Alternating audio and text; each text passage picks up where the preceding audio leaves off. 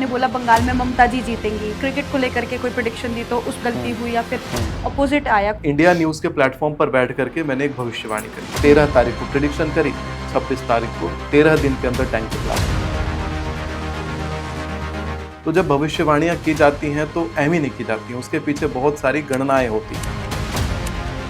आप किसी और एस्ट्रोलॉजर से पूछिएगा कि सुमिताचार्य जी के शुरू करने से पहले का कोई वीडियो अपना दिखाइए, क्योंकि बाकी तो 20-20 साल से इंडस्ट्री में पड़े हैं। सुमिताचार्य के डेट बता के प्रेडिक्शन शुरू करने से पहले का उनका कोई पॉडकास्ट दिखा दीजिए। मैं वो ऐसे बताते हो जैसे मैं कहता था 28 जनवरी से 27 फरवरी के बीच में प्लेन क्रैश होगा, जो मैं बोल रहा हूँ उसकी अपोजिट बात कर रही हैं। और उसके बाद सामने न्यूज में ऑन द स्पॉट जब मैं अपनी भविष्यवाणी दे रहा हूँ तो ऑन द स्पॉट भविष्यवाणी बदल रही हूँ। जब आप चंद्रयान भेजते हैं तो आप पंचांग देख के भेजते हैं, लेकिन जब आप ऐसे बड़े बड़े रॉ के इंसिडेंट्स करते हैं तो उसमें ज्योतिष का सहारा क्यों नहीं लेते हैं? ने भविष्य पुराण की बात करी तो अभी काफी टाइम से बहुत सारे लोग ऐसे भविष्य मल्लिका की बहुत अलग अलग भविष्य। मैं मल्लिका को पुराण नहीं मानता। 29 मार्च के बाद अमेरिका और पाकिस्तान मिल गए आपस में, लेकिन भारत के साथ उसके संबंध हो गए खराब, और आज भी खराब है। और मैं ये कहता हूँ 2032 तक खराब रहेंगे, और 2032 तक अमेरिका युद्ध के संकट से निकलेगा नहीं। पहला तो 12 सितंबर से 10 अक्टूबर 2026 के बीच में जनता का भारी मात्रा में स्थानांतरण होता हुआ दिखाई पड़ता है। कि आप ऐसी कोई 3 प्रेडिक्शंस हमारे चैनल पे भी करें। हाँ, 11 अक्टूबर 2026 से 9 नवंबर 2026 के बीच में तो प्लेन क्रैश का फिर से योग दिखाई पड़ता है। 6 लाख जाप करने के बाद मूलाधार खुलता है। तो व्यक्ति चाहे तो पृथ्वी तत्व पर विजय प्राप्त रहता है। वो चाहे तो अपने 5 उंगलियां हैं उसको तुरंत 6 कर देगा, वो चाहे तो नए ऑर्गन बना देगा, वो चाहे तो अपना चेहरा बदल देगा, बहुत कुछ कर सकता है। लोगों के मन में एक बड़ी भ्रांति डाली गई थी सती प्रथा कि महिलाओं को सती होना पड़ता था। ये मैं झूठ मानता हूँ, ऐसा कोई प्रथा कभी नहीं रहा। अच्छा, आप मानते कभी नहीं रहा। सबसे पहले तो thank you so much Sumit ji कि आपने अपना कीमती समय हमारे लिए निकाला। हमारे चैनल पे हमारे दर्शकों के लिए आप हमारे साथ जो भी हम चर्चा करेंगे, मुझे लगता है हमारी ऑडियंस के लिए बहुत कुछ नया उसमें से निकल करके आएगा। तो अपना कीमती समय हमें देने के लिए फिर से बहुत धन्यवाद। नमस्कार, बहुत बहुत धन्यवाद अपने शो में आमंत्रित करने के लिए। जी। आजकल ऐसा कोई नहीं होगा मुझे लगता है जो एस्ट्रोलॉजी में बिलीव करता हो वो सुमिताचार्य जी को ना जानता हो। आजकल कुछ तो ऐसे ही लहर चल रही है जो एस्ट्रोलॉजी का नाम लो तो सुमित जी की प्रेडिक्शन में ये कहा था, सुमित जी ने प्रेडिक्शन में ये कहा था, इस तरह की चर्चा होती है जी। बट अगर मैं बात करूं आप ही के जो कॉम्पिटिटर्स हैं या फिर आप ही के जो कलीग्स कह लूँ या जो भी कहूं, उनमें से कुछ ऐसे वर्ग हैं जो कहते हैं कि नहीं, बस अभी नए नए मार्केट में आ रहे हैं या उनकी प्रेडिक्शन कुछ सही हो भी गई तो कुछ गलत भी हुई हैं, तो उन पे कौन जस्टिफिकेशन देगा? क्योंकि उनका कहना है कि आपने बहुत सी ऐसी प्रेडिक्शंस दी हैं जो अनवैलिड हैं या फिर उनका रिजल्ट वैसा आ ही नहीं है। बहुत सी। हाँ, उनका हाँ लिटरली मैंने आपने फिर रिसर्च किया? हाँ मैंने मेरा ये कहना नहीं है, मैंने उनकी तरफ से ये क्वेश्चन आपसे पूछा है कि उनका जो क्लेम है कि जैसे आपने बोला बंगाल में ममता जी जीतेंगी, उन्होंने ये प्रश्न उठाया, फिर उन्होंने बोला कि आपने क्रिकेट को लेकर के कोई प्रेडिक्शन दी तो उस पे आपकी कहीं ना कुछ गलती हुई या फिर अपोजिट आया कुछ भी आउटकम। बहुत सी कैसे? अब सब वो उनके माइंड में है, बहुत सी शायद उन्होंने आपको। ठीक है, अब मैं भी काउंट करवाता हूँ। जी। देखिए, क्रिकेट पे जब प्रेडिक्शन की बात आई थी, क्रिकेट से पहले अभी ना मैं ऐसा करता हूँ कि जनवरी से लेकर के 2026 की अगर हम बात करें तो जनवरी से हम प्रेडिक्शन शुरू हमने रिकॉर्ड किया। तो जनवरी से लेकर के जून तक में क्या क्या मैंने बातें कही हैं, अभी तो महीने बीत गए और लिस्ट मेरे पास पड़ी है। मैं वो लिस्ट भी खोलता हूँ कि कौन सी बात हुई है, कौन सी नहीं हुई है। तो जब हम डिस्कस कर रहे थे टॉपिक क्या रहने वाला है, तो मैंने ही आपको गाइड भी किया था कि हम एग्जैक्टली ये वाला टॉपिक लेंगे कि जो लोग उठा रहे हैं बात को, तो एक बार वो जानना भी तो चाहिए कि भाई है क्या, मतलब क्योंकि जब भारत पाकिस्तान का युद्ध हो रहा था तो लोग कह रहे थे इसी युद्ध में पीओके वापस आ जाएगा। ज्योतिषाचार्य कह रहे थे बहुत सारे लोग इसी युद्ध में यही अंतिम युद्ध है, यहीं से विश्व युद्ध की शुरुआत हो जाएगी। तो ऐसी ऐसी बातें करने वाले बहुत सारे लोग थे। खैर, मुझे अच्छा लगा कि सवालों के घेरे में लोग मुझे खड़ा कर रहे हैं। बिल्कुल। और उन सवालों का उत्तर देना भी मेरा दायित्व बनता है, क्योंकि मैं जब कोई भविष्यवाणी करता हूँ तो अकाउंटेबिलिटी के साथ करता हूँ और उस चीज़ के लिए आंसरेबल भी रहता हूँ। कुछ मैंने बात कही है उसके लिए। देखिए, मूल रूप से क्या होता है कि ग्रहों के चाल को हम एनालाइज करते हैं और हम देखते हैं कि उसका इम्पैक्ट समाज पर किस प्रकार से पड़ने वाला है। जैसे कि 2026 की जो शुरुआत हुई, ये कन्या लग्न को लेकर के शुरू हुआ वर्ष है, जिसका लग्नेश है, जो लग्न स्वामी होता है वो शुक्र है। और इस वर्ष जो राजा बने हैं 2083 रौद्र संवत के, वो बृहस्पति ग्रह बने हैं। इन चीज़ों को लेकर के मैंने कुछ भविष्यवाणियां करी थी। उन भविष्यवाणियों का क्या हुआ पहले वहां चर्चा करेंगे, फिर आगे की भविष्यवाणियों पर बात करते हैं। जी। अभी 13 जून को मैंने इंडिया न्यूज़ के प्लेटफॉर्म पर मैं बैठा था जी। और इंडिया न्यूज़ के प्लेटफॉर्म पर बैठ करके मैंने एक भविष्यवाणी करी कि 1.25 महीने के अंदर अंदर, इस वीडियो रिकॉर्डिंग डेट से 1.25 महीने के अंदर एक टैंकर फटेगा और वो टैंकर का रंग सफ़ेद होगा, हाईवे पे होगा और हाईवे पे भीड़ लगी होगी और भीड़ के बगल में एक सफ़ेद रंग की छोटी मकान होगी, बड़ा मकान नहीं, छोटी मकान होगी। और अभी जो टैंकर फटा है यूपी के कौशाम्बी जिले में, वो टैंकर का एक बार वीडियो निकाल के देखिए। टैंकर के बाईं तरफ सफ़ेद रंग की छोटी मकान एक, और हाईवे पर वो टैंकर सफ़ेद रंग का बड़ा सा टैंकर, और वो एक्सप्लोड होता है और बहुत बड़ा न्यूज़ बनता है। मैंने ये भी कहा था कि वो बहुत बड़ा न्यूज़ बनेगा। टैंकर तो कई फटते होंगे पर बड़ा न्यूज़ बनना ये वाला टैंकर का इंसिडेंट अभी बताता है। 13 तारीख को प्रेडिक्शन करी, 26 तारीख को 13 दिन के अंदर टैंकर ब्लास्ट हुआ। 1.25 महीने का मैंने गैप दिया था।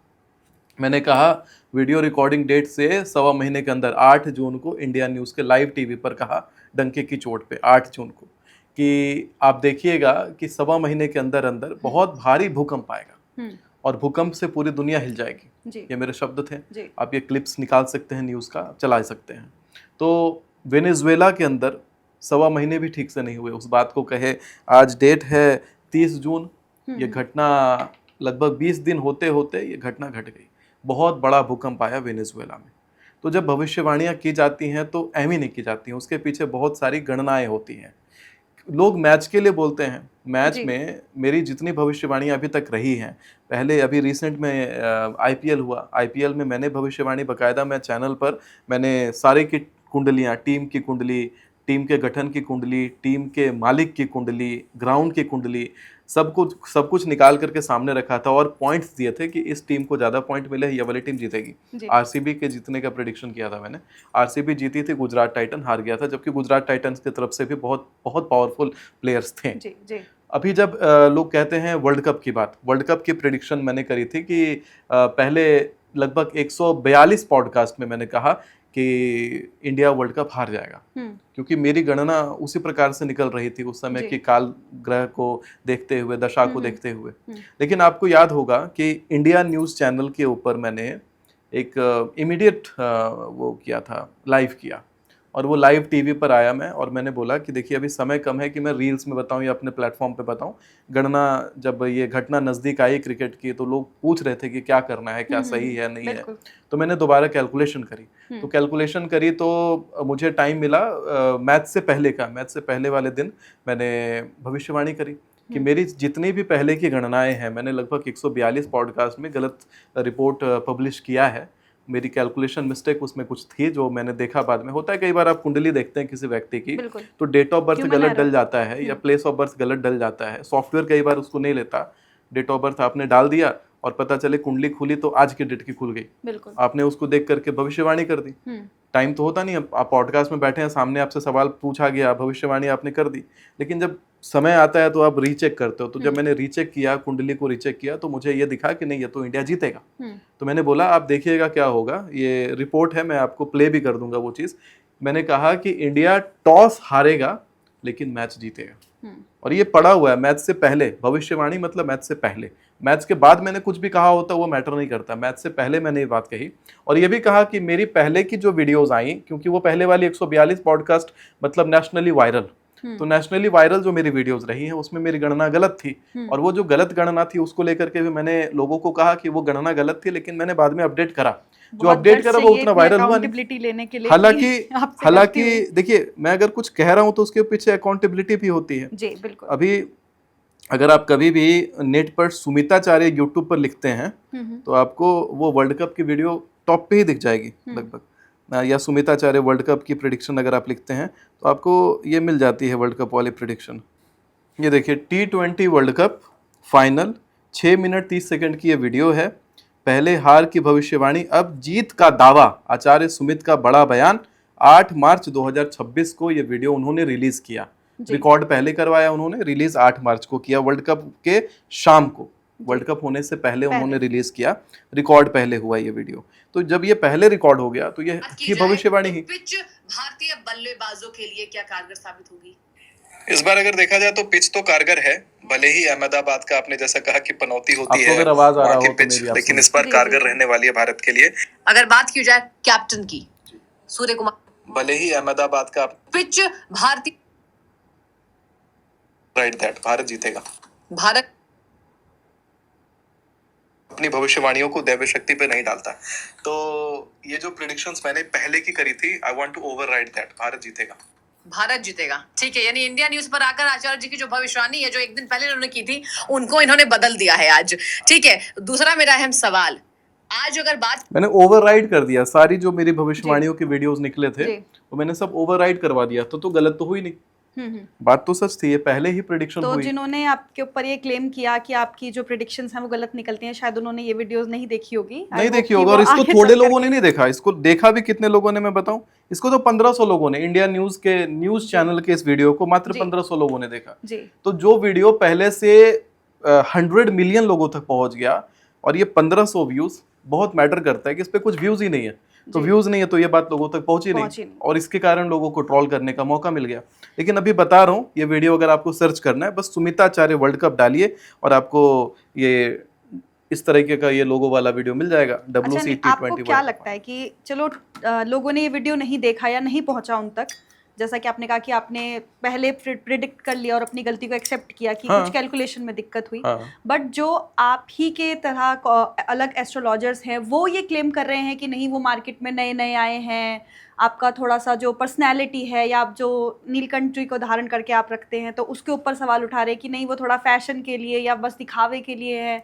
तो क्या आपको लगता है कि ये जो अब आजकल पॉडकास्ट वगैरह इतने ट्रेंडिंग चल रहे हैं, तो ये कहीं ना कहीं कंपटीशन हो गया एस्ट्रोलॉजर्स में दीपांशु भी जी, कि दूसरे को नीचे आप तो दिखाओ? बहुत समय से पॉडकास्ट कर रही हैं। जी। मैंने जब से डेट बता करके भविष्यवाणियों का ट्रेंड शुरू किया था, जी जी। आप किसी और एस्ट्रोलॉजर से पूछिएगा कि सुमिताचार्य जी के शुरू करने से पहले का कोई वीडियो अपना दिखाइए, क्योंकि बाकी तो 20-20 साल से इंडस्ट्री में पड़े हैं। बिल्कुल। सुमिताचार्य के डेट बता के प्रिडिक्शन शुरू करने से पहले का उनका कोई पॉडकास्ट दिखा दीजिए या उनका कोई वीडियो दिखा दीजिए जिसमें वो ऐसे बताते हो, जैसे मैं कहता था 28 जनवरी से 27 फरवरी के बीच में प्लेन क्रैश होगा, जैसे मैं कहता हूं कि 8 जून से लेकर के 16 जुलाई के बीच में प्लेन क्रैश होगा। ऐसे ऐसे जो मैं डेट बताता हूं, ये डेट वाला जो ट्रेंड है, ये मेरे अलावा किसी और का मुझे आप दिखा दीजिए जिनका आप नाम लेना चाहती हैं, जिनको फेमस बता रही हैं पहले से, क्योंकि वो तो पहले से जो 15 साल से टीवी पे आ रहे हैं, जो 20 साल से आ रहे हैं, तो ऐसा रिकॉर्ड भी होना चाहिए उनका। अगर सुमिताचार्य नए आए हैं तो सुमिताचार्य को फॉलो क्यों कर रहे हैं? तो आपने आप डेट वाला जो ट्रेंड आपने चुरा लिया। अब मेरे हाथ में नीलकंठ यंत्र है जी। मेरे नीलकंठ यंत्र लेने के बाद आप देखिए कई एस्ट्रोलॉजर कई तरह के यंत्र ले लेके पहुंच रहे हैं पॉडकास्ट में या टीवी चैनल पर, तो मेरे से पहले किसी को दिखाइए कि उस तरीके का यंत्र लेके घूम रहे हो। मैंने स्टार्ट किया, उसके बाद लोगों ने उस ट्रेंड को फॉलो कर लिया। फॉलो भी मुझे करना है और फिर वापस ताने भी मुझे देने हैं, एलिगेशंस भी मुझ पे लगाने हैं। तो आप अपनी कम्युनिटी में ट्रेंड सेटर हैं। कमेंट देखिए ना, जाकर के कमेंट में रहता है इनको पीछे खींचना पड़ेगा, इनको रोकना पड़ेगा, ऐसे ऐसे कमेंट लिखते हैं। अच्छा। एस्ट्रोलॉजर्स के कमेंट है, और कुछ एस्ट्रोलॉजर्स तो और अनाप शनाप मेरे खिलाफ षड्यंत्र रचते हैं। कितने लोग ऐसे गिरोह बना करके ऐसा महसूस होता है जैसे उनका एक ग्रुप चल रहा हो। अच्छा। बकायदा मतलब 2 महीने से मैं नोटिस कर रहा था, खास 10-15 लोगों का खास ग्रुप है। वो लोग पर डे मेरे उस पे आकर के केवल ये ममता ममता ममता ममता ममता रोज गा रहे हैं गाना, रोज गा रहे हैं गाना। तो जॉब के जैसा, आपको कोई पसंद नहीं आएगा, आप एक दिन देखेंगे, 2 दिन देखेंगे। मैंने एक एक्सेल रिपोर्ट बनाई पहले, और एक्सेल रिपोर्ट के ऊपर नाम डाले, आईडीज डाली, और फिर मैं ऐसे रिपोर्ट पे मैंने अपने स्टाफ को बोला कि आप ऐसा करिए कि मुझे ना महीने भर का रिपोर्ट दीजिए, नेगेटिव कमेंटेटर्स का लिस्ट दीजिए। रिडंडेंसी बहुत ज़्यादा थी। एक कुछ 15 से 17 लोगों का लिस्ट तैयार हुआ, जो 17 लोग जो हैं रिडंडेंसी के साथ में लगभग 1.5 महीने से लगातार कमेंट कर रहे थे नेगेटिव। आखिर उनका कोई एजेंडा था, पीछे खींचने की साजिश, कि इनको नेगेटिव इनके बारे में फैला दो ताकि ये जो है पीछे हो जाए, अपने आप इनका ट्रेंड खत्म हो जाए। अच्छा। लेकिन देखिए, कहते हैं एक देवी के जो साधक होते हैं उनके लिए बड़ा अच्छा इसमें है, कीलक में बड़ा अच्छा बात कहा गया है, ज्ञातवा प्रारब्धे कुर्वीरता न कुर्वाणो विनश्यति।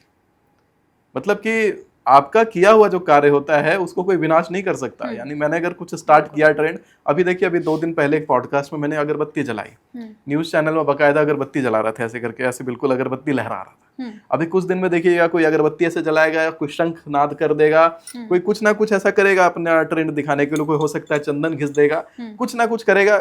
कोई ना कोई करेगा, क्योंकि मैं देख रहा हूँ कि कुछ स्टार्ट कर रहा हूँ तो लोगों को लग रहा है कि वही चीज वायरल होने वाली है। अरे प्रिडिक्शंस बदली हैं लोगों की, मैं बता रहा हूँ। जब ये ममता वाले प्रिडिक्शन चल रही थी, मैं कई सारे एस्ट्रोलॉजर्स आपको गिना दूंगा, ये सामने बता रहा हूँ, वो पहले बोल रही हैं कहीं और चैनल पर कि जो मैं बोल रहा हूँ उसके अपोजिट बात कर रही हैं, और उसके बाद सामने न्यूज में ऑन द स्पॉट जब मैं अपनी भविष्यवाणी दे रहा हूँ तो ऑन द स्पॉट भविष्यवाणी बदल रही है उनकी। डेट बता रहा हूँ कि 11 मई के बाद देखिएगा युद्ध की आशंका है, 11 मई के बाद देखिएगा पाकिस्तान के साथ भारत का कुछ गड़बड़ होने वाला है, आतंकवादी पकड़े जाएंगे, और देखिएगा आप किस प्रकार से तुरंत उनके भी डेट्स आते हैं। हाँ जी, 12 मई के आसपास, मैं 11 मई कह रहा हूँ तो अगला 12 मई कह देगा, अगला 10 मई कह देगा, तो ऐसा भी ट्रेंड आप देखेंगे चलता हुआ। हालांकि एक चीज और मैं कहना चाहूंगा कि अभी पिछले महीने में मैंने एक डेट बोला था 16 मई से लेकर के 10 जून, एक छोटी सी अवधि है, इस बीच में मैंने कहा था कि आतंकवादी पकड़े जाएंगे। दिल्ली एनसीआर में बकायदा क्षेत्र बताया था। आतंकवादी तो देश में कहीं से पकड़े जाते थे, कभी दक्षिण भारत से कहीं पकड़े जाते थे, बंगाल से पकड़े जाते थे, नॉर्थ ईस्ट से पकड़े जाते थे। मैंने बोला नहीं, दिल्ली एनसीआर से पकड़े जाएंगे, आतंकवादी पकड़े जाएंगे। और आप देखिए लगभग 23 जून की ये बात है, 23 मई की बात है, 16 मई से 10 जून के बीच में मैंने बोला था। 23 मई को 11 आतंकवादी दिल्ली एनसीआर से पकड़े गए थे, बहुत बड़ी आतंकी साजिश को रंजिश देने आए थे। और क्यों आए थे? 21 मई को हमजा बुरहान पाकिस्तान में मारा गया था, और 22 मई को आतंकवादी घेर लिए गए थे जम्मू कश्मीर में। पहलगाम हमले के 3 मास्टरमाइंड, हमजा बुरहान पुलवामा हमले का मास्टरमाइंड, पाकिस्तान में 21 मई को मारा गया था। डेट समझिए ना, 16 मई से लेकर के 10 जून। अब बताइए, अगर मैंने ये अवधि बोली, अब कहने वाले कहेंगे आतंकवादी तो हर महीने पकड़े जाते हैं। बताइए ना, जनवरी में कितने पकड़े गए थे, फरवरी में कितने पकड़े गए, मार्च में कितने पकड़े गए, अप्रैल में कितने पकड़े गए, और मई में 15 मई से पहले कितने पकड़े गए? क्यों 16 मई से 10 जून के बीच में घटना घटी? अगर मैंने कहा कि 8 जून से सवा महीने के अंदर में भूकंप आएगा, क्यों 26 जून को भूकंप आता है? अच्छा, अगर मैंने कहा, जो डेट बता रहा हूँ, डेट पे क्यों हो रहा है ना, ये चलो नेचुरल है, ये नेचुरल, पर डेट उसी रेंज में बड़ा भूकंप आना, साल भर में एक आधा भूकंप आता है, इतना नहीं आता भूकंप। जी, बट जो आपने अनप्रिडिक्टेबल वाली प्रेडिक्शंस की है, जैसे कि आपने बताया कि आतंकवादी पकड़े जाएंगे या फिर टैंकर ब्लास्ट होगा, वो एक नेचुरल चीज नहीं है। हाँ। वो सटीकता आप कैसे समझ पाते हैं? अब आप समझिए, होता क्या है कि मैं तो इनफैक्ट कहता हूं भारत के इंटेल को, भारत के इंटेलिजेंस को, हाँ बिल्कुल, ज्योतिष का सहारा लें। जब आप चंद्रयान भेजते हैं तो आप पंचांग देख के भेजते हैं, लेकिन जब आप ऐसे बड़े बड़े रॉ के इंसिडेंट्स करते हैं तो उसमें ज्योतिष का सहारा क्यों नहीं लेते हैं? ज्योतिष में नहीं पता चलता कि किस क्षेत्र में क्या होने वाला है? अरे ग्रह की दिशा होती है, मैं बताता हूँ कैसे। ये शनि है, शनि का प्रवेश हुआ मीन राशि में। शनि की अपनी दिशा होती है पश्चिम, मीन राशि मतलब कि ईशान। बृहस्पति की दिशा कौन सी है? ईशान को। प्रवेश होते ही मैंने क्या कहा था जनवरी 2025 में कि देखिएगा, ईशान मतलब मीन राशि में प्रवेश होगा शनिदेव का, और भारत के ईस्टर्न पार्ट में भूकंप आएगा। कितना भयंकर भारत के ईस्टर्न पार्ट में भूकंप आएगा। एग्जैक्ट 29 मार्च को प्रवेश हुआ है। 29 मार्च को म्यांमार में भूकंप आया, थाईलैंड में भूकंप आया, उधर से तोड़ता फोड़ता हुआ शनि इंटर करता है भारत। मैंने बोला भारत के देखिएगा उत्तरी भाग में इंटर करते करते उत्तर से पश्चिम, उत्तर पश्चिम की तरफ से शनि निकलेंगे, और शनि निकलेंगे देखिएगा उधर भी केओस मचाएंगे। जम्मू कश्मीर में गोलीबारी होगी। जम्मू कश्मीर में गोलीबारी हुई थी, पहलगाम हमला हुआ था उसी समय में 29 मार्च के तुरंत बाद। और मैंने ये भी कहा था कि पाकिस्तान भारत के बीच में हमला होगा, और ये जो हमला है इसको मैंने रिपीट भी किया। मैंने जब मीडिया सेंटर है यहाँ महाकुंभ में, मीडिया सेंटर लगा था, तो मीडिया सेंटर में मुझे बुलाया था महाकुंभ में, तो वहां मेरे कई सारे शोज हुए थे, पॉडकास्ट हुए थे। मैंने बोला था 29 मार्च के ट्रांजिशन के बाद भारत पाकिस्तान का युद्ध हो जाएगा, और वो हुआ था। ऑपरेशन सिंदूर हुआ था, बहुत बड़ा एक ग्राउंड ब्रेकिंग और हिस्ट्री मेकिंग इंसिडेंट हुआ, और उस युद्ध के खत्म होने का भी डेट मैंने बताया था कि इतने दिन में खत्म भी हो जाएगा। जहां दुनिया भर के एस्ट्रोलॉजर कह रहे थे पाकिस्तान साफ हो जाएगा, लोग कह रहे हैं पीओके आ जाएगा, वापस आ जाएगा, ये सारी बातें कह रहे थे, और मेरी प्रेडिक्शन बिल्कुल अलग गति पे जा रही थी। तो वो बात भी वैसे हुई। तो शनि की दिशा होती है पश्चिम, और पश्चिम दिशा की तरफ में ये केओस उत्पन्न करवाना था इसको। मैंने इसी आधार पे कहा कि अमेरिका के साथ भारत के संबंध खराब होंगे, हुए कि नहीं। 29 मार्च के बाद अमेरिका और पाकिस्तान मिल गए आपस में, लेकिन भारत के साथ उसके संबंध हो गए खराब, और आज भी खराब है। और मैं ये कहता हूं 2032 तक खराब रहेंगे, और 2032 तक अमेरिका युद्ध के संकट से निकलेगा नहीं। थोड़ी शांति अगर मिलेगी भी तो सितंबर 2027 से पहले नहीं मिलने वाली कोई शांति। जितने आप लोग कितना भी बायलैटरल टॉक रखा लीजिए, आप लोग कितना भी एड़ी चोटी का बल लगा लीजिए, लेकिन ये अमेरिका ईरान का युद्ध नहीं रुकवा पाएंगे, और युद्ध और नए नए युद्ध दुनिया में आने लग जाएंगे। आपका चाइना और ताइवान वाले जी। युद्ध के इंसिडेंट आप देखने लगेंगे कुछ दिनों में। आप अभी यूरोप के अंदर में आगजनी का खतरा देखेंगे, यूरोप में गृह युद्ध जैसा कुछ होता हुआ देखेंगे 13 अगस्त से लेकर के 11 सितंबर 2026 के बीच में। अभी आने वाले समय में आप ऐसा भी देखेंगे कि यूरोप में आगजनी हो रही है, यूरोप में गोलीबारी हो रही है, यूरोप में पथराव हो रहा है, यूरोप में लोग मोर्टार बम फेंक रहे हैं। इस तरह की अवधि आप देख सकते हैं 13 अगस्त के तुरंत बाद। अच्छा, उस नंबर्स की बात छोटा करते महीना। हैं आप, तो मैं चाहूंगी कि आप ऐसी कोई 3 प्रिडिक्शंस हमारे चैनल पे भी करें हाँ। जो अभी तक आपने किसी और प्लेटफॉर्म पे नहीं करी हो। मेनली मैं चाहूंगी कि आप इंडिया से रिलेटेड करें, जो हाँ। हमारे व्यूअर्स हैं मोस्टली वो इंडिया में आपको जानते हैं और प्रिडिक्शंस एस्ट्रोलॉजी ज्यादातर हमारे कल्चर का पार्ट है। चलिए मैं इस पे आ रहा हूं अभी प्रेडिक्शन पर। पहले ना 2 और बातें करता हूं जो लोगों जी। के मिसकंसेप्शन में भरा हुआ है। ठीक है। मैंने कहा था कि बैंकों से रिलेटेड बहुत बड़ा फ्रॉड होगा, बैंकों से अपने जमा पूंजी के पैसे निकाल लीजिए। तो मैंने एक हिदायत दी थी और ये बात लोगों को लगा कि मेरा पैसा तो नहीं फंसा बैंक में। तो मैं लोगों को बता देना चाहता हूं कि मैंने कहा था मार्च, अप्रैल और मई का महीना बैंक से रिलेटेड बहुत ज्यादा समस्या होगा। एफडी में रखा हुआ पैसा स्पेशली निकाल लीजिएगा। क्या गड़बड़ हुई बताता हूं आपको। आईडीएफसी फर्स्ट बैंक ने मार्च के महीने में 590 करोड़ रुपए एफडी में फंसे हुए घोटाले में फंसा दिया। आम लोगों का पैसा फंस गया। 160 करोड़ रुपए कोटक महिंद्रा बैंक ने फंसा दिए, एफडी घोटाला हुआ। और एचडीएफसी बैंक में 150 करोड़ का एफडी घोटाला हुआ उसी महीने में। एचडीएफसी बैंक के बड़े बड़े अधिकारी थे, वो रिजाइन कर देते हैं मार्च के महीने में। अचानक उसके सीईओ लेवल के जितने लोग होते हैं वो रिजाइन करके भाग जाते हैं, क्योंकि बहुत बड़ा ईडी का रेड चला एचडीएफसी बैंक के ऊपर। और ये जो एफडी का पैसा कहने का ये मतलब होता है, कई बार होता है कि हजारों हजार करोड़ का नुकसान हो जाता है, लोगों को फर्क नहीं पड़ता। एफडी का नुकसान होने का मतलब है कि लोग वहां पर कोई 50,000 की एफडी कराया है, कोई 25,000 की कराया है, कोई लाख रुपए की कराया है। क्योंकि जो एफडी घोटाले हुए हैं वो छोटे शहरों में हुए हैं, तो वहां छोटे छोटे रकम थे और मिला करके कुल 950 करोड़ रुपए का एफडी घोटाला मात्र उसी महीने के ड्यूरेशन में हो गया। और 950 करोड़, वो भी 3 बड़े बैंक, और 950 करोड़ रुपए का एफडी घोटाला, मतलब मासूम लोगों के पैसे फंस गए। उसी समय ये ईंधन का, पेट्रोल का क्राइसिस का न्यूज आने लगा, जिसके कारण वो वाली न्यूज ज्यादा नहीं चल पाई और उसके ऊपर ज्यादा आवाज नहीं उठ पाई। न्यूज दब गया, जनता के पैसे फंस गए। जनता की आवाज, जो जिनके पैसे फंसे थे उनकी आवाज उतनी बुलंद नहीं थी, क्योंकि वो छोटे लोगों के पैसे फंसे थे, जिसके कारण वो अभी तक बड़ा न्यूज नहीं बना और अभी तक उनके पैसे फंसे हुए हैं। ये भी मैं बता रहा हूं कि जैसे सहारा इंडिया में लोगों के पैसे फंसे थे, तो वैसे ही लोगों को अब मशक्कत करना पड़ेगा आरबीआई से पैसे अपने, या सेबी से अपने पैसे विड्रॉ करने के लिए, क्योंकि वो पैसे जो एफडी में थे वो तो गए। इसके साथ में कई सारे छोटे और बैंकों का लाइसेंस अप्रैल और मई के महीने में आरबीआई ने रद्द करवा दिया। और उन बैंकों में अगर आपके 5 लाख से ऊपर का भी रकम पड़ा है, तो वो पैसे कोई बेटी के शादी के लिए, कोई घर बनाने के लिए 25 लाख 20 लाख रुपए जो लोग जमा करके रखे थे, बैंकों का लाइसेंस रद्द होने के कारण वो बैंकों का जो पैसा है वो फंसा का फंसा रह गया लोगों का। अब वहां पर क्या होगा, आरबीआई अपनी सिक्योरिटी डिपॉजिट से 5 लाख रुपए तक का अधिकतम राशि भुगतान करेगा, depending on the turnover of the person.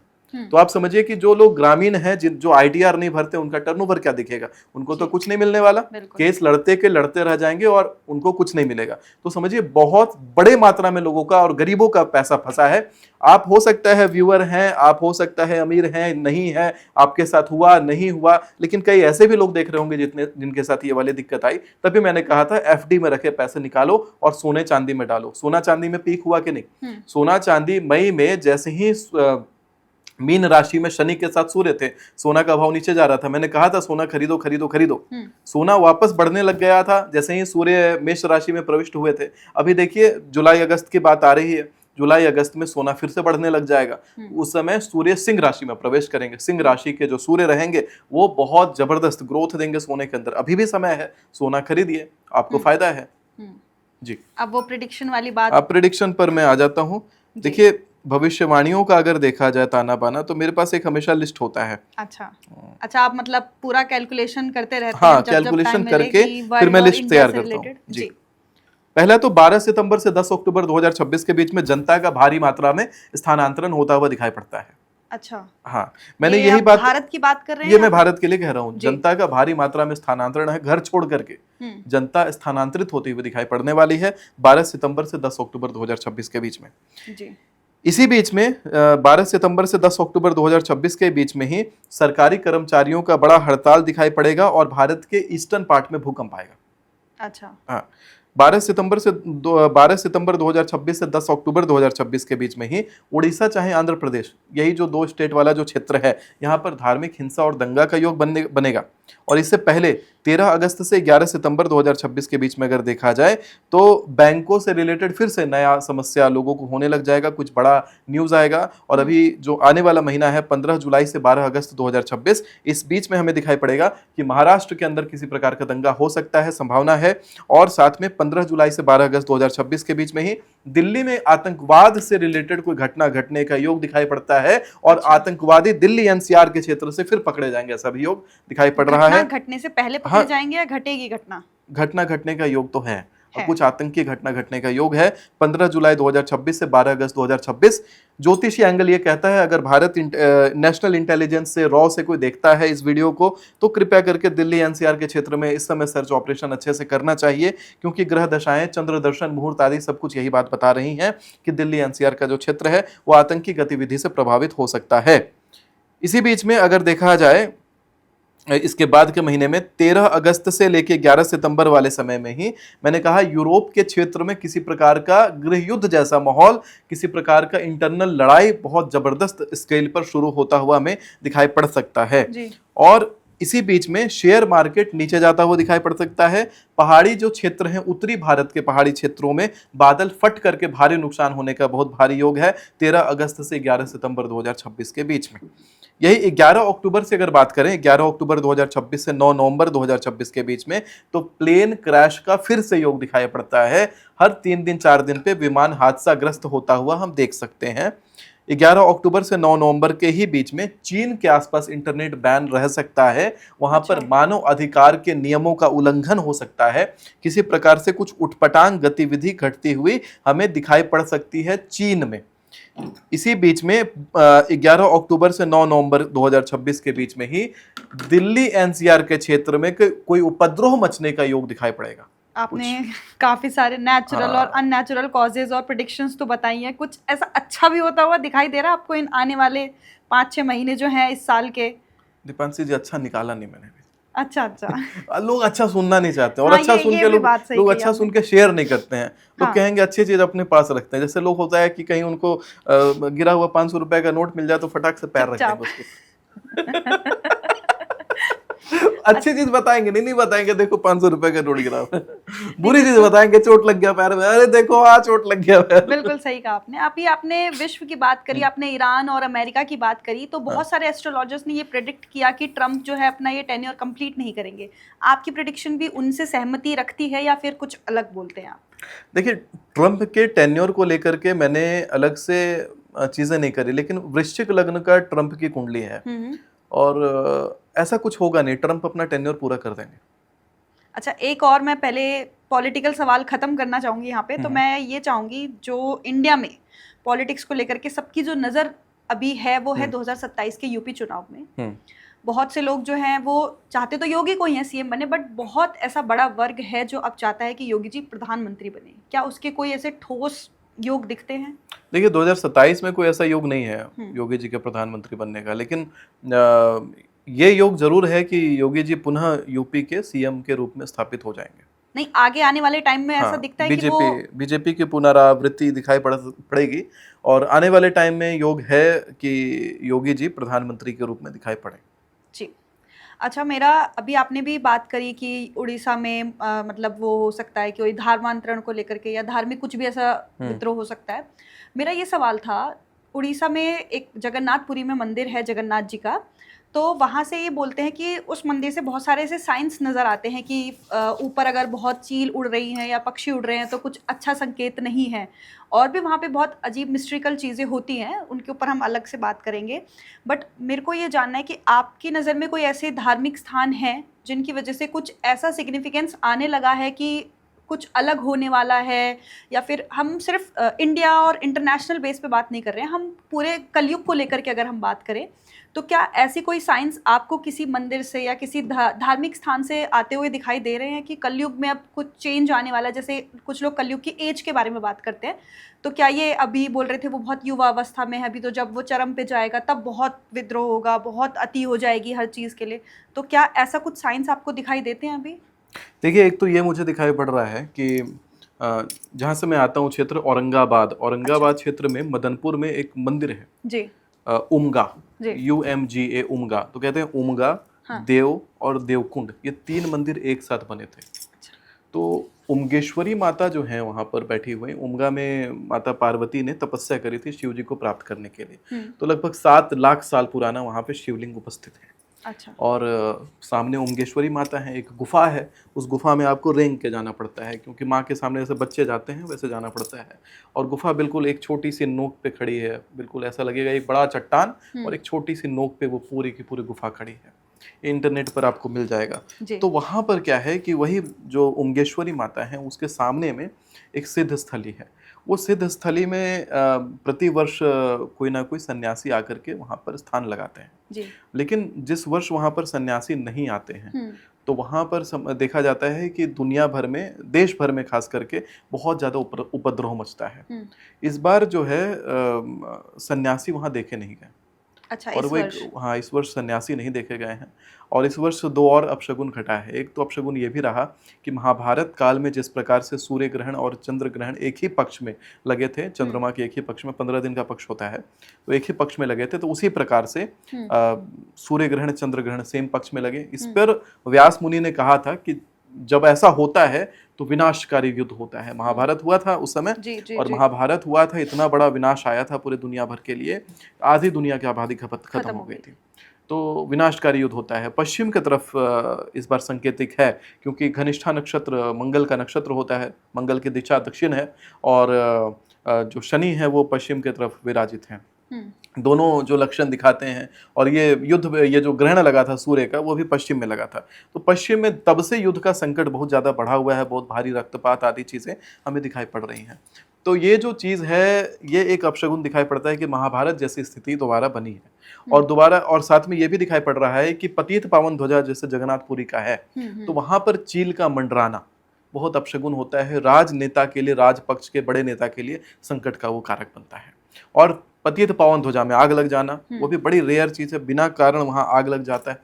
तो ये जो सारी चीज़ें हैं, सारी जो गतिविधियां हैं, कहीं ना कहीं से कुछ बड़े अनिष्ट के तरफ, भारत में घटने वाला कोई अनिष्ट के तरफ इशारा करती हैं।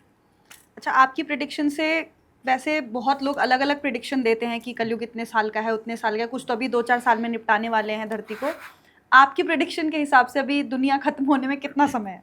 देखिए, मेरा मानना है कि आपको धर्म के अनुसार चलना चाहिए। और धर्म क्या कहता है? पुराण कहते हैं कि कलयुग 4,32,000 साल का है।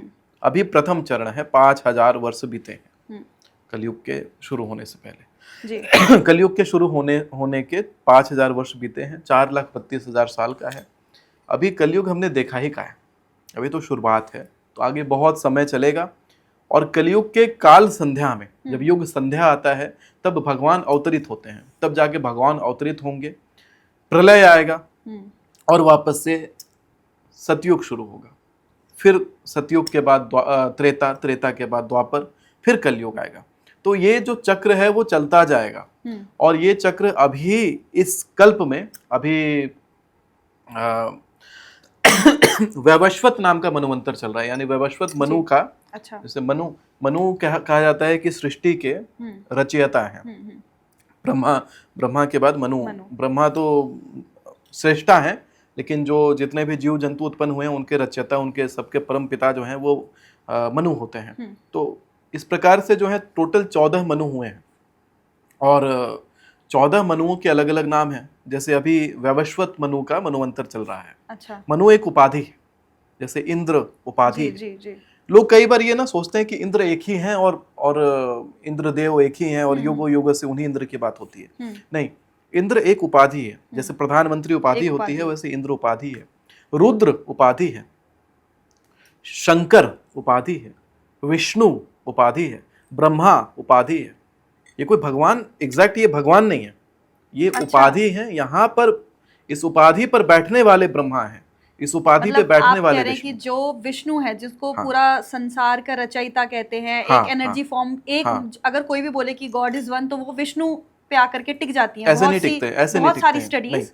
देखिए, इस पर मैं आऊंगा, पहले उपाधि पर आता हूँ। उपाधि का जो मैं बात कह रहा हूँ वो मनगढ़ंत लोग ना कह दें या मेरी फिलॉसफी ना कह दें। मैं जो कह रहा हूँ, मैं पुराणों से कह रहा हूँ, शास्त्र से कह रहा हूँ।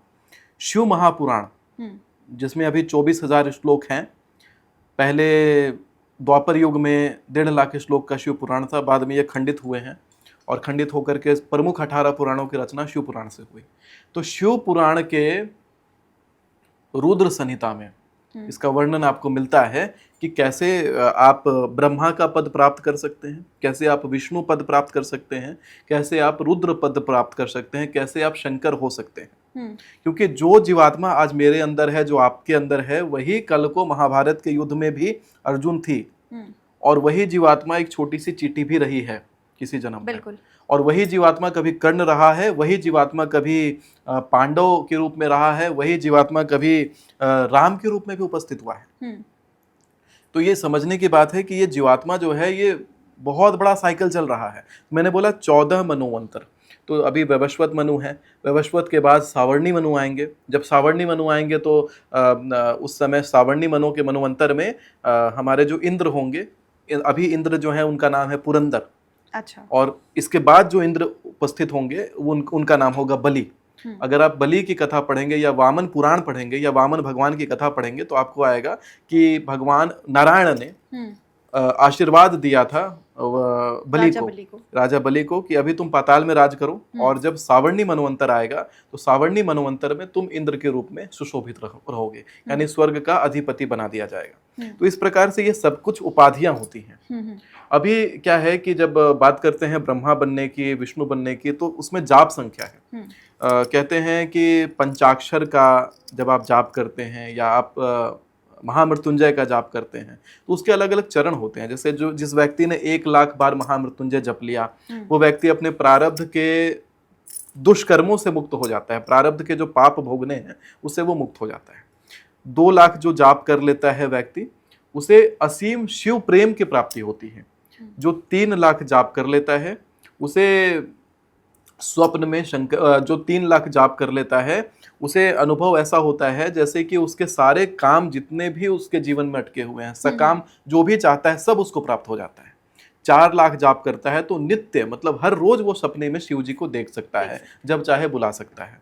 और 5 लाख जाप करते ही शंकर जी साक्षात प्रकट होते हैं पंचमुखी रूप में। और जो व्यक्ति 6 लाख जाप करता है उसका, अब लोग कहते हैं ना आजकल बड़ी नौटंकी चल रही है, चक्र एक्टिवेशन, इनलाइटनमेंट हो गए, हमारा मूलाधार खुल गया, है ना, लोग ऐसी ऐसी बातें बोलते हैं, सब बकवास की बातें हैं। 6 लाख जाप करने के बाद मूलाधार खुलता है तो व्यक्ति चाहे तो पृथ्वी तत्व पर विजय प्राप्त रहता है। वो चाहे तो अपने 5 उंगलियां हैं उसको तुरंत 6 कर देगा, वो चाहे तो नए ऑर्गन बना देगा, वो चाहे तो अपना चेहरा बदल लेगा, बहुत कुछ कर सकता है। मतलब जितने पृथ्वी तत्वों की चीजें हैं उस पर उसका कमांड आ गया। अच्छा। 7 लाख जाप करता है तो वो जल तत्वों पे कमांड, पानी पे चलने की कला। हमारे खानदान में लोग रहे हैं इतिहास में जो इतने बड़े सिद्ध पुरुष रहे हैं, और वही एक कारण भी रहा है कि सिद्ध पुरुष रहे हैं पीछे, तब मैं यहाँ पे हूँ, क्योंकि मैंने तो उतनी तपस्या नहीं करी, मेरे पीछे वाले लोगों ने करी है। तभी मैं लोगों को कहता हूँ कि आप अगर ब्राह्मण कुल में उत्पन्न है ना, तभी ज्योतिष का कार्य करिए। क्योंकि व्यास संज्ञा दी जाती है ना, कहते हैं शिव महापुराण के वायव्य संहिता 7वें अध्याय में कहते हैं कि एक सुशोभित ब्राह्मण को, जिसको ज्ञानवान ब्राह्मण को सुशोभित व्यास पीठ के आसन पर बैठा करके पूजन आदि करके, आरती आदि करके, फिर उनसे कुंडली बचवाना चाहिए। जो कुंडली गणेश का रूप होते हैं और उनके मुख से निकला हुआ जो बात है वो शंकर भाष्य का रूप होता है, क्योंकि तत्काल वो जो व्यक्ति है जो कुंडली की बात कर रहा है वो शंकर का प्रतीक होता है, और उनके मुख से निकला हुआ जो बात है उसको फिर वैसे मानना चाहिए।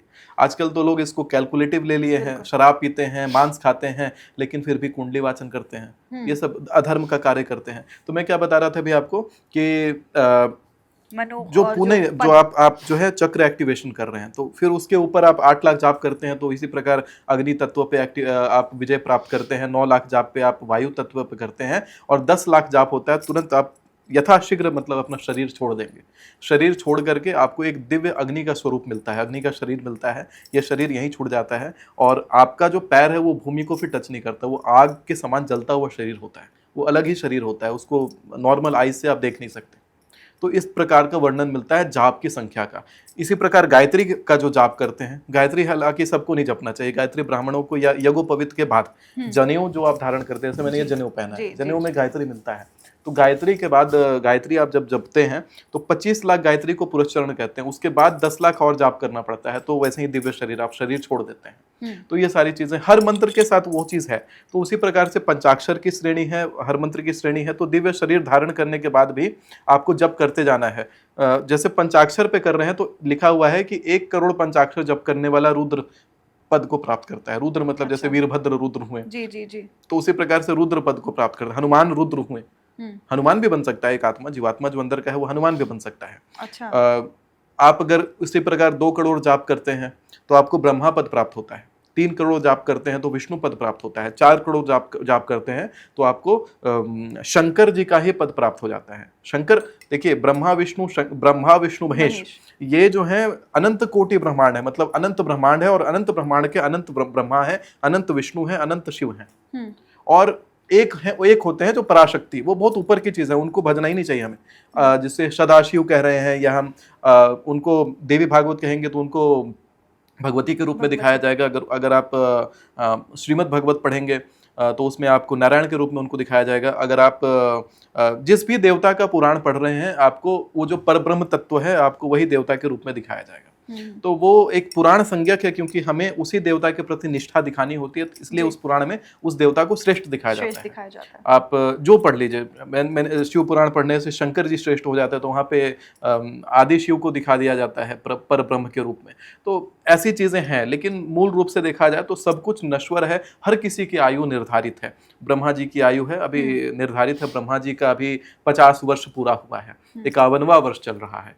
कहते हैं जब हम मंत्र पढ़ते हैं संकल्प का, तो कहते हैं श्रीमद् भगवतो महापुरुषस्य विष्णुराज्ञ पर्वतमानस्य अद्यम ब्रह्मणो ही द्वितीय प्रार्धे श्री श्वेत वराह कल्पे वैवस्वत मनवंतरे अष्टाविंशतितमे कलियुगे कलि प्रथम चरणे। तो ब्रह्मा जी की आयु है 51वां वर्ष चल रहा है ब्रह्मा जी का। इसी प्रकार विष्णु जी की भी आयु होती है।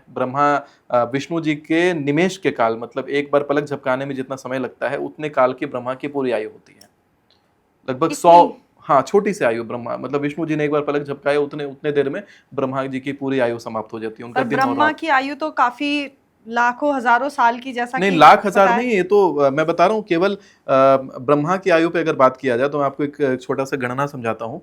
14 मनवंतर हैं, और जो महायुग होते हैं, एक मनवंतर में लगभग एक मनवंतर में 71 महायुग आते हैं, यानी 4 यानी सतयुग, त्रेता युग, द्वापर युग, कलयुग करके जो 4 हुए, तो और प्लस युग संध्या सब लेकर के 71 बार ये घटेगा, तब एक मनवंतर बीतेगा। यानी सोचिए कि एक कलयुग में अगर 4,32,000 वर्ष है, इसका दुगना 8,64,000 वर्ष का द्वापर था, इसका दुगना मतलब 17 लाख कुछ हजार वर्ष का त्रेता था, और 35 लाख कुछ हजार वर्ष का आपका सतयुग था। तो इतने सारे, मतलब 1 करोड़ वर्ष तो लगभग अप्रोक्सीमेट लग रहा है 84 लाख 85 लाख वर्ष इधर ही हो गया। और ये होने के बाद फिर जो है एक महायुग कंप्लीट हुआ। ऐसे ऐसे 71 महायुग कंप्लीट होंगे तब एक मनवंतर होगा। ऐसे ऐसे 14 मनवंतर है, और 14 मनवंतर के बाद भी 14 मनवंतर बीतते हैं तो एक कल्प बीतता है। वैसे वैसे 7 कल्प होते हैं। हर एक जब कल्प बीतता है तो वो महाकल्प बनता है। एक महाकल्प जो होता है ब्रह्मा जी के एक दिन के बराबर होता है। और वैसे अगर आप जोड़ेंगे तो ब्रह्मा जी का फिर उस हिसाब से उसके 365 जो दिन होते हैं, तो उतना हुआ ब्रह्मा जी का एक वर्ष। यानी कि आप समझिए कि एक कल्प में अगर एक महाकल्प में अगर एक दिन हुआ तो अगले महाकल्प में एक रात होगा। इस प्रकार से एक वर्ष बीतेगा ब्रह्मा का। वैसे वैसे ब्रह्मा की आयु होती है 100 वर्ष। आप समझिए कि ये लाख करोड़ में आप इसको गिन नहीं सकते। इतने शून्य बैठाइएगा कि पूरे गणित की श्रृंखला के सारे शून्य खत्म हो जाएंगे। इतने शून्य बैठेंगे तब जाके ब्रह्मा जी की आयु का आप गणना लगा सकते हैं। इसी प्रकार विष्णु जी की आयु होती है। फिर शंकर जी का आयु का जब बात आता है तो वहां पर समय ही नहीं चलता, तो वो और भी ज्यादा प्रचंड आयु वाले होते हैं शंकर भगवान। तभी तो जब इनको आशीर्वाद दे दिया था इन्होंने मार्कंडे मुनि को कि आपकी जो आयु है वो शिवलोक के अनुसार चलेगी, तो शिवलोक में समय ही नहीं चलता, तो आयु कहाँ से बीतेगी किसी की। वहां सब कुछ रुका हुआ है, थमा हुआ है, शांत। तभी शंकर जी भस्म लगाते हैं अपने शरीर पर। सबसे शांत जो है वो भस्म है। अब आप लोग कई बार कहते हैं ना कि अग्नि जो है वो सुंदर दिखती है, प्रज्वलित रहती है, लेकिन अग्नि टिकती नहीं। टिकता है मृत्यु। यानी अग्नि के बाद जो बनता है वो भस्म, वही टिकता है, वही शाश्वत है, हमेशा वही रहता है। तभी शंकर जी अपने पूरे शरीर पर वो लगाते हैं जो टिका रहता है। बहुत ही खूबसूरती है। साथ अपने 2-3 चीजें मुझे इस क्वेश्चन में समझाई। बात हम कलयुग की कर रहे थे, तो एक अभी जितनी गहराई में हम अपने टॉपिक को लेके चले गए उतने गहराई का तो क्वेश्चन नहीं है, बट बहुत रेलेवेंट है। हाँ। जैसा कलयुग में अब देखने के लिए मिल रहा है कि पहले जो है अत्याचार महिलाओं के साथ होता था, अब उल्टा हो चुका है, पुरुषों के साथ हो रहा है। आए दिन हम ऐसी कोई ना कोई खबर देखने के लिए मिलती है हमें कि किसी ने अपने पति को मार दिया, किसी ने अपने फियांसे को मार दिया। क्या ये कलयुग का कोई प्रभाव है कि ये अब उल्टा हो चुका है कि पहले पुरुष ऐसे अत्याचार करते थे दहेज प्रथा के लिए, चाहे एक पैट्रियार्की सोसाइटी में अपनी ईगो दिखाने के लिए, जो भी आप कह लीजिए, जिस भी कारण से करते हो, बट अब महिलाएं जो हैं वो इस तरह की हरकतें करती नजर आ रही हैं। तो आपको क्या लगता है कि कलयुग का प्रभाव है या फिर वर्ष ऐसा है या कुछ वर्षों तक ये सिर्फ चलने वाला है? कब ये चीज़ें ठीक होंगी? देखिए, ये प्रभाव तो कलयुग का है पूर्ण रूप से। ना तो कोई पुरुष सही है, ना तो कोई महिला भी सही रह गई है।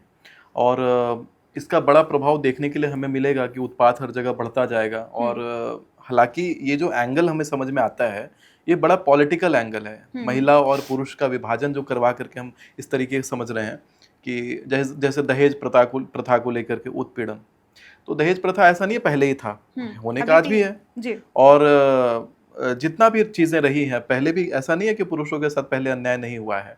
अन्याय पहले भी हुआ है, आज भी हुआ है, और महिलाओं के साथ भी पहले भी हुआ है, आज भी हुआ है, और ये होता रहेगा। ये साइकिल है और ये चलता जाएगा।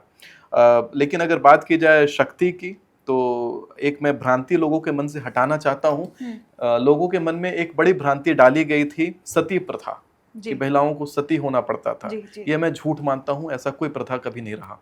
अच्छा, आप मानते कभी नहीं रही? नहीं रहा। सती जब हुई महिलाएं, उसका एक समय था, मुगल जब आक्रमण कर देते थे किलाओं के ऊपर, तो उस आक्रमण के कारण ऐसा नहीं उनके पति के मरने के कारण वो सती हो रही है। वो सती इसलिए होती थी कि उनका जो शरीर है वो गलत मुगलों के हाथों में ना लग जाए, क्योंकि नाना प्रकार से वो यातनाएं देते थे और उत्पीड़न करते थे, जिससे बचने के लिए उन्होंने मृत्यु को पहले स्वीकारा।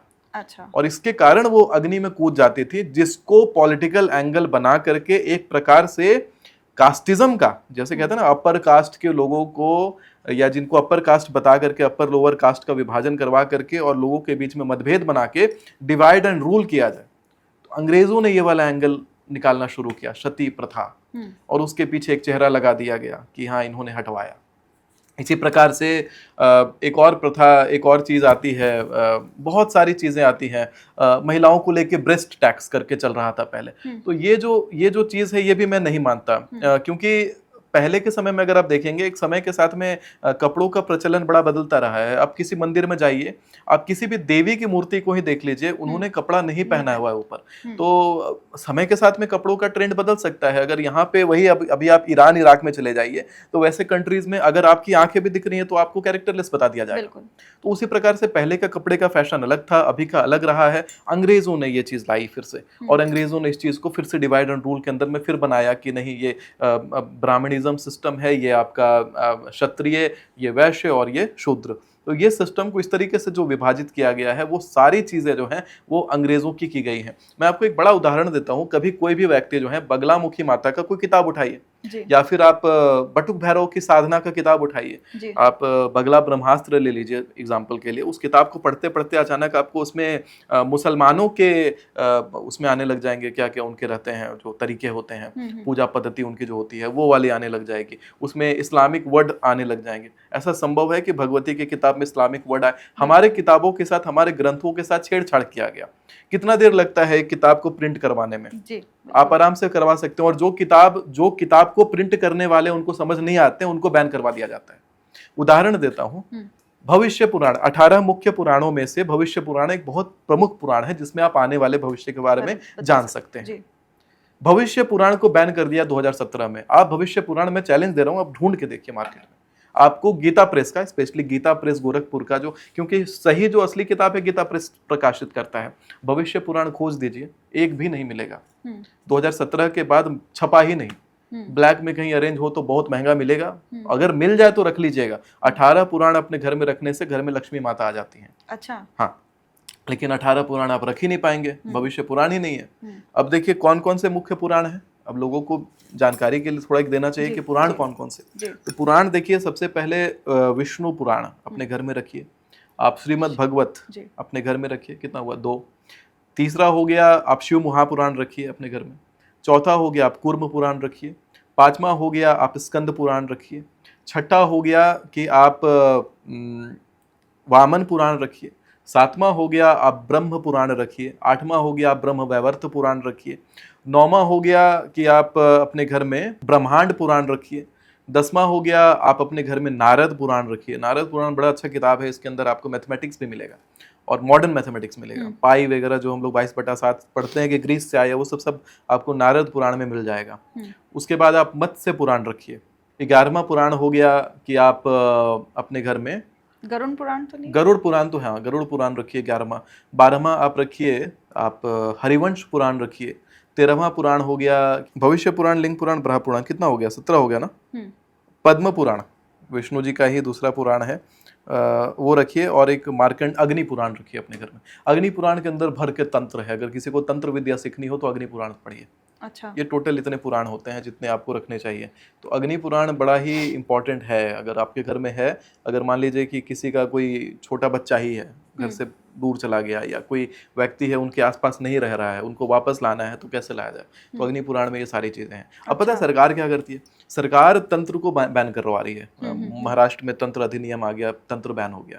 तंत्र बैन करने से कितना बड़ा नुकसान हुआ? हमारे सनातन पर सीधा प्रहार हो गया। बाकी धर्मों के क्रियाओं को बैन नहीं किया गया, हमारे धर्म के तंत्र को बैन कर दिया गया। अब पूरा रामायण पढ़िएगा तो पूरा रामायण अपने आप में तंत्र है कि ये जाहि छाया जलद बहत सुगत बर्बाद तस्मक भयो न राम के जसबा भरत ही जात। ये तंत्र ही तो है। इस मंत्र से बहुत सारे तंत्र किए जाते हैं। अच्छा। और भी कई सारे रामायण के चौपाई से, और भी कई सारे चौपाई हैं रामायण के जिससे तंत्र होते हैं। श्रीमद् भगवत से तंत्र होते हैं। कीलक में है, कैसे है? सिद्धंतु चाटनादि निवस्तु निसकलान पेयेतिन स्तुवताम देवी स्तोत्र मात्रेण सिद्धति न मंत्रो नौषधम तत्र न किंचित विद्यते वीना जापे न सिद्धत सर्वम उच्चाटनादिकम। यानी कि मारण मोहन उच्चाटन विदेशवन सम्मोहन सारी चीजें यहाँ पे आ गई। तो तंत्र तो देवी भागवत में भी है, तंत्र तो मार्कंडे पुराण में भी है। तो आप तंत्र कैसे हटा दीजिएगा? अभी इस टाइम पे तो मिसकंसेप्शन बहुत है ना तंत्र को लेकर के कि बस वो वशीकरण और मारण, वही तो है तंत्र। नहीं, तंत्र है ही वही, तंत्र है ही वही, लेकिन वो गलत थोड़ी है। नहीं करा जा सकता ना। मतलब आज के टाइम पे जैसे आप देखोगे कि बहुत सारे जो हैं वो क्लेम कर दे कि हम किसी का भी मारण क्रिया कर देंगे। ये तो आप नहीं होने दे सकते हो ना। वहां पे रोकिए ना आप पहले तो तंत्र मत रोकिए, लेकिन तंत्र की क्वालिफिकेशन का एंगल रहना चाहिए। हर कोई अगर कह रहा है कि हम ये कर सकते हैं तो वो फ्रॉड है ना। फिर हर कोई नहीं कर सकता। मैंने कहा ना, जाप संख्या, उतनी जाप संख्या तो करो। कितना समय लगता है बताओ? मैं बड़ा एक्सपीरियंस करके बताता हूँ चीजों को। मैं ऐसे नहीं बता रहा कि हवा में पढ़ के बता रहा हूँ। आप बैठना ना, अगर नए हो, अगर आप महामृत्युंजय मंत्र की माला लेकर के बैठते हो, नए व्यक्ति हो, 24 मिनट लगेगा एक माला कंप्लीट करने में। फास्टर हो जाओगे 17 मिनट लगेगा। और अगर वो संपुट करने से, अगर संपुट नहीं कर रहे हो तो 13 मिनट का समय लगेगा एक माला कंप्लीट करने में। अब एक माला कंप्लीट करने में इतना लग रहा है, दिन का 1000 जपोगे भी तो 10 माला कंप्लीट करने में कितना समय लग गया? लगभग 2 घंटे का समय लगेगा। अगर 2 घंटा रोज पूजा में बैठ सकते हो तो कर लो सिद्ध यार। लेकिन और वही अगर जल्दी सिद्ध करना है तो पहले तो यार 5 लाख का कोई मंत्र का पुरस्चरण तो करोगे। गायत्री का ही पुरस्चरण करोगे तो 25 लाख की पुरस्चरण होती है। ठीक है। तो उसको पुरस्चरण करने में 5 लाख गायत्री जपने में 2 महीने का समय तब लगेगा जब 6 घंटा प्रतिदिन गायत्री जपोगे। क्योंकि हमारे तो घर में लोगों ने करा है। अब होता है लोगों ने जिसने पूजा पाठ की कभी जिंदगी में देखी ना हो पद्धति, वो तो कहेगा हमने सब पुरस्चरण कर लिया। अरे हमें पता है ना कि कितना डेडिकेशन चाहिए होता है। अच्छा, आपने भविष्य पुराण की बात करी तो अभी काफी टाइम से बहुत सारे लोग ऐसे भविष्य मल्लिका की बहुत अलग अलग भविष्य। मैं मल्लिका को पुराण नहीं मानता। आप नहीं मानते? नहीं मानता। कैसे मानू? जैसे मैंने ये किताब लिखी है द ब्लू ट्रिनिटी करके। अब मैंने इसमें इंद्र देवता के बारे में, बहुत सारे देवताओं के बारे में साइंस फिक्शन का एंगल देकर के मैंने वर्णन किया। कारण क्या है कि आप अगर वाल्मीकि जी का रामायण पढ़ेंगे तो वाल्मीकि जी के रामायण में आपको वर्णन मिलेगा बाल कांड में रामायण के कि राजा दशरथ का जो महल था वो रत्नों से सुशोभित था। रावण की लंका उसके सामने क्या रही होगी? रत्नों से सुशोभित। और एक महल के माले से दूसरे माले तक जाने में विमान लगते थे। अच्छा। अयोध्या में औसतन जो इमारतें थी उसकी जो हाइट होती थी वो 7 मंजिला होती थी। तो इतना भव्य बिल्डिंग से भरा हुआ पूरा अयोध्या हुआ करता था। उस समय का जो हिस्ट्री था वो बिल्कुल अलग होता था। अभी वेनेजुएला में भूकंप आया है, वो भूकंप में 100-120 तल्ला 25-25 तल्ला जो इमारतें एक बार में ढही है। मिट्टी का ढेर तो बन गया, मिट्टी का टीला बन गया। उस टीला के ऊपर कुछ दिन में मिट्टी जमेगा, वहां पे घास उग जाएगा। तो कहने के लिए कहाँ रह जाएगा कि कोई इतिहास भी था वहां पे उतनी बड़ी बिल्डिंग हुआ करती थी। वो बात त्रेता युग की है। यहाँ तो बात यहाँ पे ठीक से जो बिल्डिंग है 80 साल नहीं टिक रही। बात हो रही है यहाँ पे कितना वर्ष अगर देखा जाए तो कलयुग का मैंने बोला कि 5,000 वर्ष अभी बीते हैं, 8,64,000 वर्ष पूरा द्वापर रहा होगा। और त्रेता की संध्या मतलब लगभग देखा जाए तो 10 लाख साल पहले की बात है। 10 लाख साल, यहाँ 10 साल अगर कोई बिल्डिंग बढ़िया से टिक जाए तो मानते हैं हाँ बढ़िया कंस्ट्रक्शन है। 100 साल की बिल्डिंग को ऐतिहासिक बिल्डिंग घोषित किया जाता है। तो 10 लाख साल तो उतना बड़ा इतिहास थोड़ी टिका रहेगा। अब वो इतिहास नहीं है तो लोग उस पर बात उठाते हैं कि होगा ही नहीं। कैसे नहीं होगा? 10 लाख साल तक क्या मनुष्य घास छिल रहे होंगे? अभी युद्ध करोगे, अभी आराम से यहाँ एक अमेरिका ने एटम बम फोड़ दिया या किसी का मिस फायर हो गया बम इधर उधर से, सारी सभ्यता खत्म। फिर तो दोबारा व्हील का इन्वेंशन होगा, दोबारा अग्नि जलाने का खोज करोगे, दोबारा सब कुछ करोगे, दोबारा से सभ्यता उत्पन्न होगी। तो वैसी वैसी चीजें जो है बार बार होती रही है साइकिल में। कई बार सृष्टि नाश हुई है, कई बार सृष्टि बनी है और पूरी उन्नत हुई है, फिर खत्म हुई है। तो ये होता रहा है। तो अब जैसे मैंने एक किताब लिख दिया, अब ये किताब के अंदर मैंने वर्णन किया इंद्र आदि के बारे में, बहुत कुछ वर्णन कर दिया। हालांकि कोई रेफरेंस मैंने लिया, लेकिन इसको मैंने तरीके से अपने तरीके से ट्रांसलेट किया। मैंने इसको दिया क्या? साइंस फिक्शन का एंगल। अब साइंस फिक्शन का एंगल मैंने देना चाहा। कोई व्यक्ति अपना किताब निकाला भविष्य मलिका, उसको उसने एंगल दिया भविष्य पुराण वाला एंगल। लेकिन वो ताड़पत्र जो होता है ना, ताड़पत्र पे लिखी हुई उड़िया भाषा में जो चीज थी उसको उसने ट्रांसलेट करा। मैं कैसे मान लूं कि सही ट्रांसलेट करा? उसने अपने अनुसार ट्रांसलेट करा और उस ट्रांसलेटेड चीज को वो प्रचार करते हैं। और प्रचार करके उनकी अमूमन भविष्यवाणियां तो गलत है। कौन सी चीज हो रही है? और वेग भविष्यवाणियां, ना डेट लिखा हुआ है, ना दिशा लिखी हुई है, बस लिखा होता है कि फलाना साल से फलाना साल के बीच में 5 साल की अवधि है, उसमें कुछ ना कुछ उसमें तोड़ दो। 5 साल की अवधि में ज्वालामुखी फट जाएगा, 5 साल की अवधि में यहाँ सुनामी आ जाएगी। ऐसी चीजें लिखनी बड़े आसान चीज है। मैं ऐसी लिस्ट बताओ। अच्छा, तो आप भविष्य पुराण पे विश्वास रखते हैं? भविष्य पुराण पे तो रखना ही चाहिए, वो हमारा प्रमुख पुराण है। तो भगवान आपने कभी, अभी तो जैसा आपने कहा कि अवेलेबल ही नहीं मिलेगी या है ही नहीं, बट कभी आपने इसके बारे में कुछ सुना है कि भविष्य पुराण में ये बड़ी भविष्यवाणियां लिखी थी, या ये दुर्घटना लिखी है, या ये अच्छा होना लिखा है, बुरा होना लिखा है, कुछ ऐसा यूनिक? जैसे भविष्य मलिका से तो लोग बहुत सारी प्रेडिक्शंस को क्लेम करते हैं कि कल की अवतार तब आएंगे, वहां जन्म लेंगे, यहाँ जन्म लेंगे, इस तरह से कलयुग। पता है भविष्य मलिका जो है वो अधर्म है एक तरीके से। अगर भविष्य मलिका अधर्म नहीं है, लेकिन भविष्य मलिका को जिस तरीके से ट्रांसलेट किया है वो अधर्म है। अधर्म ऐसे है कि हमारे पूजा पद्धति में, अभी मैंने एक मंत्र बोला, मैंने बोला अष्टाविंशति में कलियुगे कलि प्रथम चरणे भूलोके जम्बूद्वीपे। तो मतलब अगर मैं कलयुग के प्रथम चरण को बता रहा हूँ मंत्र के अंदर, ये नित्य कर्म पूजा प्रकाश को आप पहले तो गलत बता रहे हैं। अगर आप भविष्य मलिका की बात को मान रहे हैं तो नित्य कर्म पूजा प्रकाश में बोला गया है कि कलयुग का प्रथम चरण है, उसको गलत कर रहे हैं। रामायण में बोला गया, उसको गलत कर रहे हैं। महाभारत को आप गलत ठहरा रहे हैं। सारे पुराण को आप एक तरफ कर दे रहे हैं। अपने आप को केवल बस एक भविष्य शब्द लगाए, संस्कृत के शब्द लगे होने से आप अपने आप को धर्म ग्रंथ बता रहे हैं, वो गलत बात है। वो धर्म ग्रंथ नहीं है और अधर्म है। भविष्य पुराण से कोई ऐसी प्रेडिक्शंस बताइए जो भविष्य मलिका को छोड़िए, मतलब उससे रिलेटेबल है या फिर कॉन्ट्राडिक्ट है, वो अलग चीज है, बट आप ऐसी कोई बड़ी, कोई ऐसी एक दो जो भी आपको लगता हो, ऐसी कोई प्रेडिक्शन आप भविष्य को लेकर के बताना चाहो?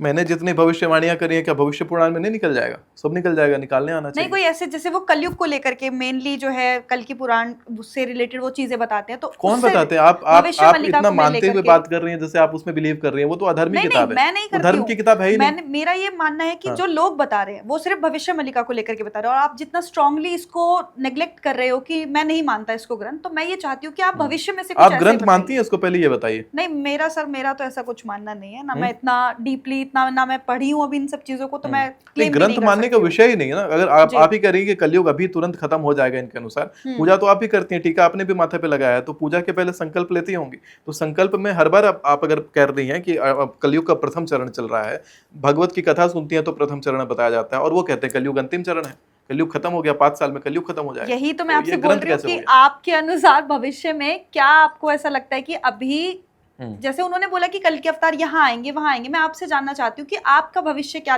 मतलब भविष्य पुराण से आप ऐसा कैसा भविष्य दिखाना चाहते हैं जनता को जो सही है? देखिए, भविष्य पुराण है बड़ी ग्रंथ, और भविष्य पुराण अभी मेरे पास उपलब्ध है नहीं यहाँ जी स्टूडियो पे, और ना उसके अनुसार हमने वो सोचा कि भविष्य पुराण से भविष्यवाणी करने, क्योंकि हम लोग अभी चल रहे थे ज्योतिष के अनुसार हम लोग भविष्यवाणी करने का हमने ये सोचा था।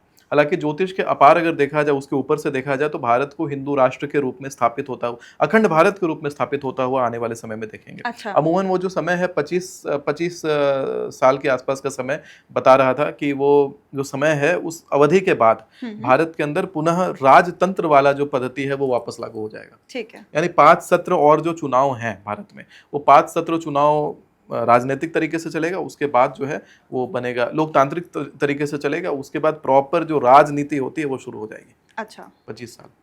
तो चलिए, बहुत अच्छा लगा आपके साथ इतने सारे टॉपिक्स पे बात करके। हमने विश्व से लेकर के तंत्र मंत्र हर टॉपिक पे आपके साथ बात करी, और आपके जो अलग व्यूज़ और एंगल्स आप रखते हो हर चीज़ को लेकर के, हर टॉपिक को लेकर के, वो बहुत अच्छा लगा।